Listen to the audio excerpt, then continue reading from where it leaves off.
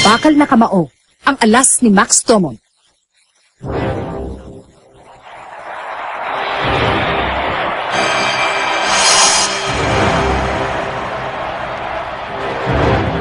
Tikman mo ngayon!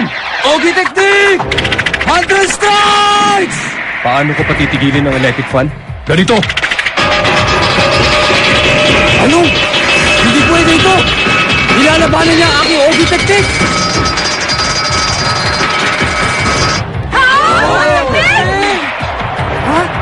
Sinasangga niya ang bawat tira sa kanya ng tungkod. Pero hindi kaya masira ang espada niya? Ha? Ganyan pala. Alam ko na.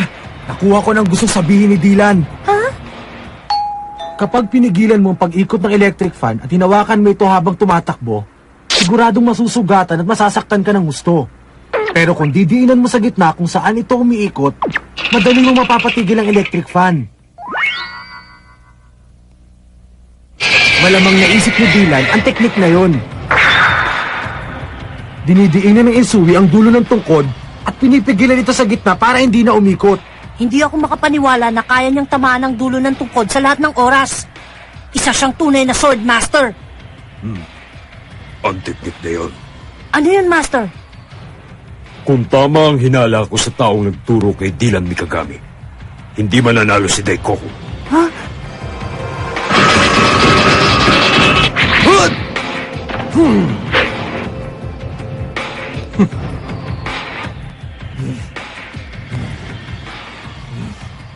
Makikita mo!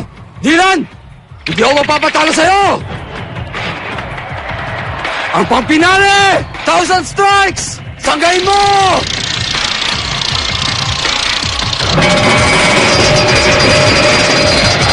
Akala ko pa naman matalino ka. Daikoku, Ha? mabuti pa tapusin ko na ang kahibangan nito.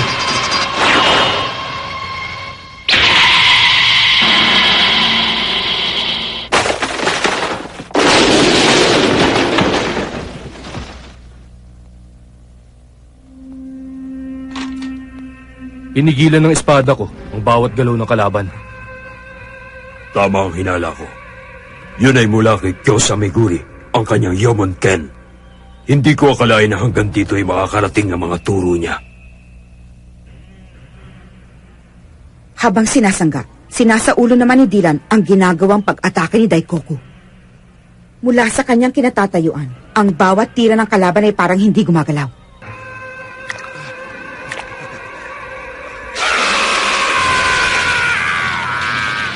Panalo na ngayon, si Dylan. Hindi naman sa minamaliit ko ang kakayahan mo. Kaya lang, para sa akin, isang laro lang ang ginagawa mo kanina. Pigo ako. Tapos na ang laban, nanalo si Dylan.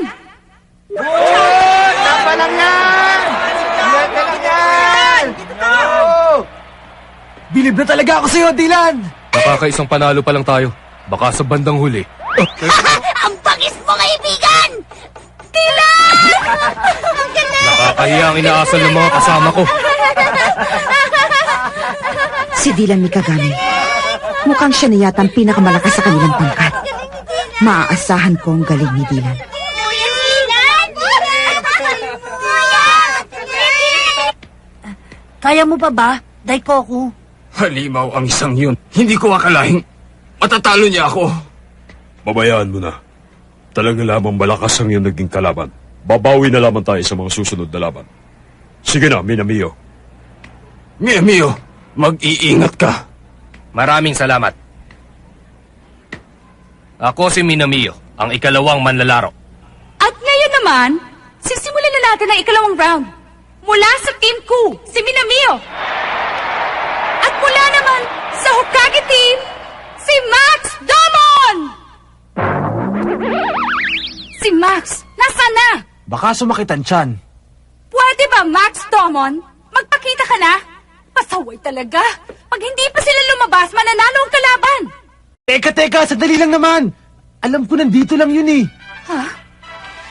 Ano yun? Musika, tumutugtog. Ha? At mula sa red corner, pumapasok ngayon si Reggie Max Damon!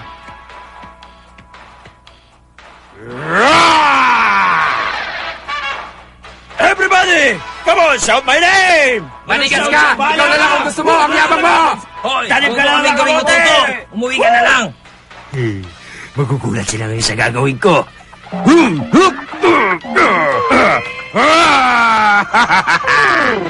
Ano ba yan? Sigurado ka bang hindi nakainom yan? Yeah, doesn't he have any shame? Looking good, Domon. Princess! Ha! Center stage calls for me!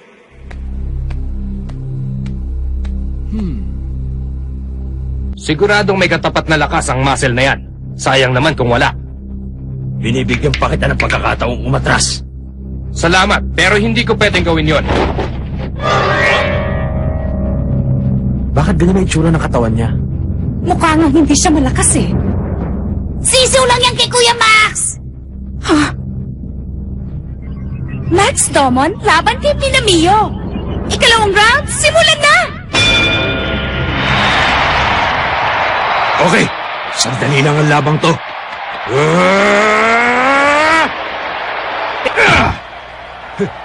Wala na.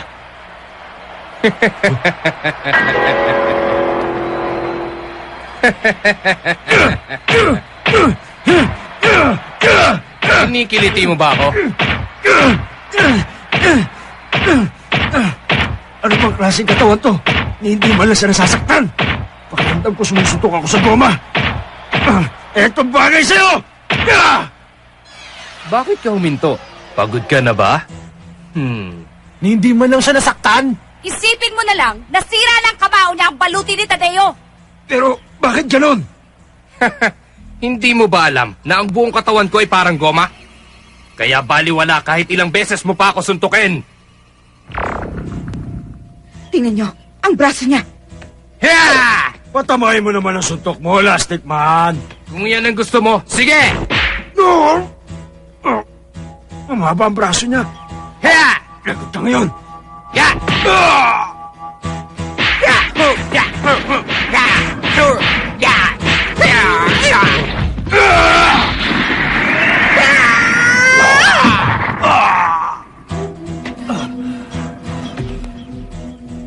Ngayon lang ako nakakita ng ganitong klaseng estilo ah. Patay! Paano pa makakaganti si Max? Ang katawan ni Minamio ay parang goma. At ang kanyang mga suntok ay parang kagupit ng bundok bago. Wala nang pagkakataon si Max na makaganti ng suntok. Para ka naman binabae. Siguro ikaw ang pinakamahina sa pangkat ng Hokage. Puro muscle, wala namang utak. Sige na, Minamio! Tapusin mo na ang isang yan! Tapusin mo na yan! Wag naman!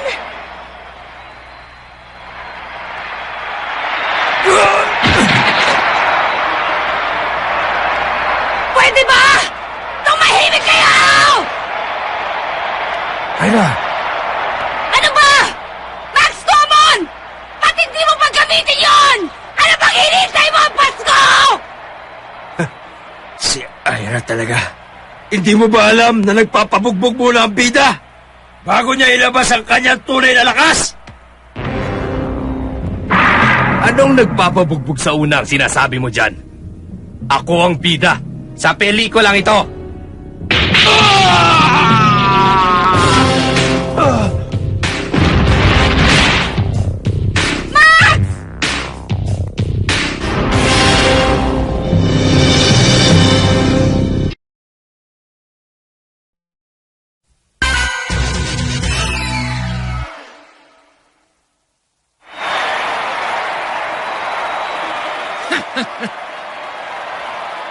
Domon!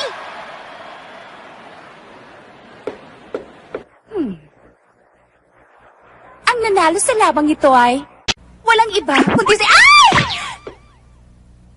Bakit mo ginawa yun? Hindi po siya panalo. Naintindihan mo ba? Oo, Sige, ituloy na natin. Hanggat hindi ko naririnig ang pambansang awit, tuloy pa rin!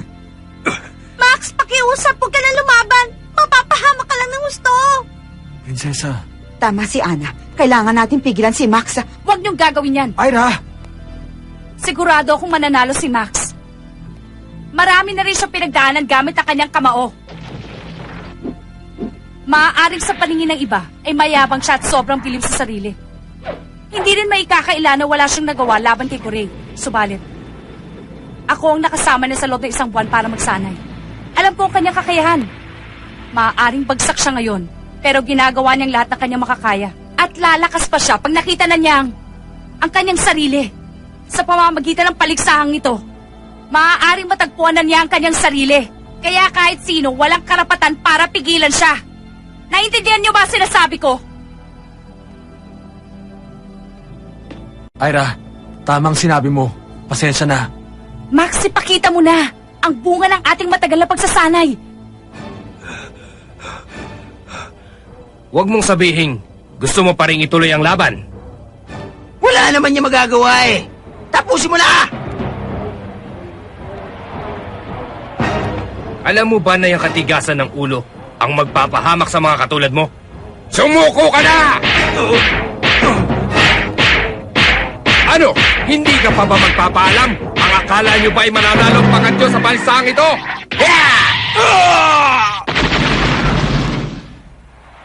Tapos na ang laban.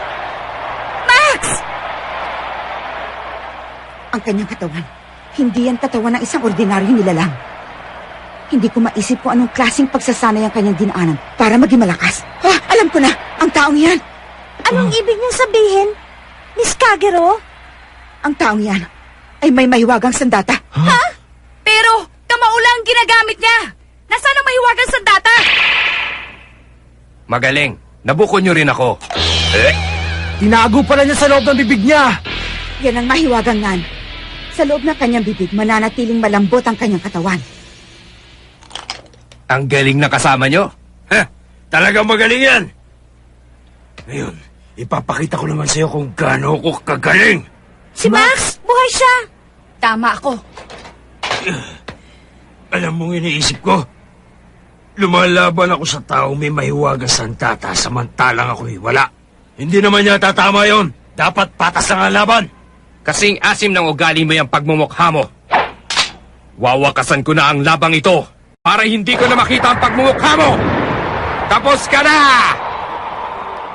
Sabi nila, malakas sa akin si Tina at Reka. Yan din ang paniniwala ko dati. Pero hindi na ngayon. Naniniwala na ako sa aking sariling kakayahan. Yan ang Kuchibashio. Di ba yan yung isa sa mga hawak na mahiwagang sandata ng 3 hangal? Ipakita mo sa kanila! Max! Ang iyong galing! Etong sa'yo! Tanggapin mo! Bulag ka ba? Hindi mo ba ako nakikita? Sa likod mo!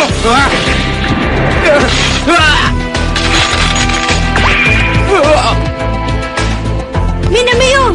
Kahanga-hanga. Kaya niyang kontrolin ng sandata na para bang parte ito ng kanyang katawan. Hindi, Mare. Ang alam ko, siya ang pinakamahina sa kanilang tropa. Matagal din kami nagsanay para sa pagdating ng araw na ito. At sa wakas, naging bihasa din siya sa paggamit ng Kuchibashio. Ngayon, sabihin mo, sino sa atin ang bida? Malambot nga yung katawan mo, pero masasaktan ka pa rin sa gagawin ko sa'yo. It's showtime. Oras na para tapusin ang pelikula!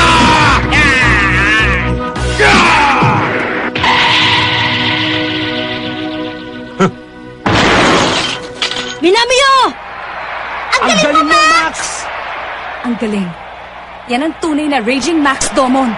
Pero dapat, kanina niya pag ginamit ang Kuchibashio. Ha? Max! Double knockout! Ang desisyon sa lamang ito ay tabla! Kailangan na lang niya matutunang gamitin ang kanyang isip. Sayang! Panalo na nga! Naging bato pa!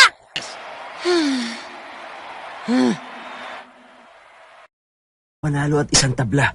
Hindi na masamang simula yun. Mukhang nagsanay nga sila ng husto, ngunit hindi pa rin nila mapapantayan ang galing ng ating kapangyarihan. Aray ko. Okay lang. Huwag kayo mag-alala. Hindi naman tayo natalo eh. Sa susunod na laban. Dahan-dahan sa pagsasalita, Reka. Naniniwala rin ako na maipapanalo ni Ira ang susunod na laban. Pero, isipin mo na pagkatapos noon, si Saicho, ang susunod mong makakalaban. Maliit nga siyang tingnan pero sigurado akong may taglay siyang galing na hindi natin alam. At pagkatapos ni Saicho, nandyan naman si Kukay. Kakaiba ang nararamdaman ko sa kanya. Kailangan nating manalo bago siya makalaban. Yan din ang iniisip ko kanina. Pero kung sakasakaling mangyari nga at matalo sa laban si Ira, ano nga kaya ang mangyayari sa atin, ha? Rolling hammer! Sino sa atin na matatalo? Hindi ako, kundi ikaw, sira! You big frickin' jackass! Ha? Ano ba, Ira? Ang sakit na na! Masakit kasi ang biro mo eh. Hindi matatalo si Ate Ira! Kaya tumahimik ka na! Ay, Reka. Mas mahusay na siya at mas magaling kaysa sa akala mo.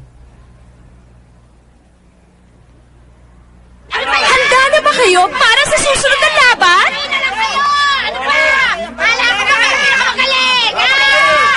Napakagaling nilang manuya. Di naman sila ang humaharap sa kalaban. Hindi nila naisip na talagang malakas ang mga batang ito. Patawarin mo ako, Master. Wala po akong nagawa sa harap ng kalaban. Daikoku, Minamiyo. Saicho, Po, ang papel. eto po.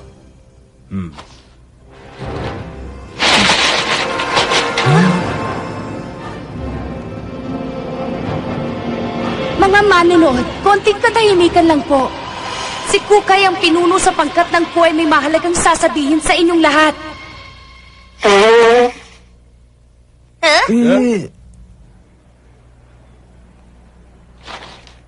Ano pa hinihintay mo? Wala naman. Ano, Master? Kahit anong mangyari, mananalo tayo sa labang ito. Tandaan mo yan. Ang kasaysayan natin ay magsisimula ngayon. Ang yabang mo magsalita! Mga bata lang, hindi nyo kayang talunin! Mahiya ka naman! Kapangalan mo pa naman ang lolo ko! Di bali ng talo, di tulad nyo naman mukhang aso! Tama na yan. Sabagay, hindi ko sila masisi. Wala pa naman tayong panalo eh. Kaya dapat mahiya kayo. At ngayon naman po, sisimula na ikatlong laban. Para sa team ko, si Fujimaru. Mananalo ako sa labang ito. Kahit ano pa mangyari, gagawin ko. Team Hokage, si Ira Kirisawa. Tignan natin kung hanggang saan ang lakas mo. Ikatlong laban, simulan na! Mukhang mabilis kumilos ang kalaban ni Ira. Oo nga, ang labang ito ay tagisan ng bilis sa bilis. Hey, Mama! Pag nanalo ako sa labang ito, syota na kita. Ano? Pag nanalo ako kako, syota na kita. Yun ay kung buhay ka pa pagkatapos natin maglaban. Sandali lang. Ano bang sinasabi ng taong yan? Nabulok na yata ang utak niyan eh. Hindi ako pumapataw sa hindi tao. Wala ka na magagawa. Malay mo maging mabait pa ako sa'yo. Hindi na kailangan. Hindi ko pinapangarap na magkaroon ng boyfriend na mukhang unggoy. Lumapang ka na lang! Wow! Yan ang gusto ko sa babae. Medyo nagpapakipot. Huwag kang mag-alala. Hindi naman kita naiiyakin eh. Hindi ba tama ako? Sabihin niyo! Yan! Yan! Naku, tigilan mo na yung kabaliwan mo! Ang kapal. Kung ayaw mo, hukumanan na lang kita! Ira! Ang galing! Talagang bagay tayo. Yan ang gusto ko palaban!